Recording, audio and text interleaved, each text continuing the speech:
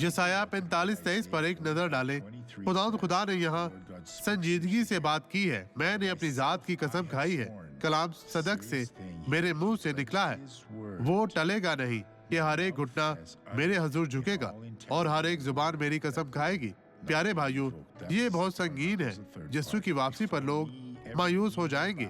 वो एक मजहब के पैरों थे, उन्होंने खुदा की पैरवी नहीं की।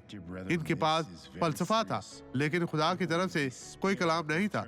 और खुदा ने हमसे बहुत वाज़ेह तौर पर कहा, इस पैगाम को अपने पास ले, अपने दिल में रखें और आप आतिया होंगे। इस शख्स को देखें जिसने बरकत पाई थी।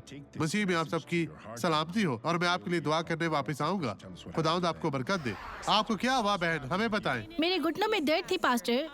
मैं बैसाखी के सहारे के बगैर चल नहीं सकती थी। अपनी बेटी के साथ आई हूँ और अपनी पोती के साथ। पहले कैसे चलती थी? मुझे एक सहारे के तौर पर चीजों को थामना पड़ा। जी हाँ। क्या आप अपनी बेटी का जी सहारा हाँ, लेती आज थी? अपनी बेटी और अपनी पोती के साथ आई हूँ। और अब आप कैसी हैं? अब मैं थोड़ा चलना शुरू कर चुकी हूँ। तो आगे बढ़े, आगे बढ़े। इसको देखिए भाइयों, ये बहन अब बिल्कुल ठीक है। इस बहन के लिए रास्ता बनाए। आगे बढ़े, आगे बढ़े, लंबे लंबे कदम उठाए, चलती जाए, चलती जाए। खुदावंद आपके साथ है। हालेलुया। खुदावंद तेरा शुक्र, तेरी तारीफ हो। अब तेज तेज चले, तेज तेज चले, चले चले चले। खुदावंद खुदा यहाँ मौजूद है। वापिस आए, वापिस आए, वापिस आए। बहुत बेहतर है, खुदा का शुक्र हो। तो ये बहन अब ठीक है। देखिए भाइयों, वो अब चल सकती है। खुदावंद तेरा शुक्र, तेरी तारीफ हो। आए अब दुआ करें। बाप, मैं इन तमाम लोगों के लिए दुआ गो हूँ जो तेरी पाक हजूरी में आए हैं। जलाल के बादशाह, इन्हें छू पाक साफर मसा कर और इनकी हर तरह की मुश्किल परेशानी को दूर कर।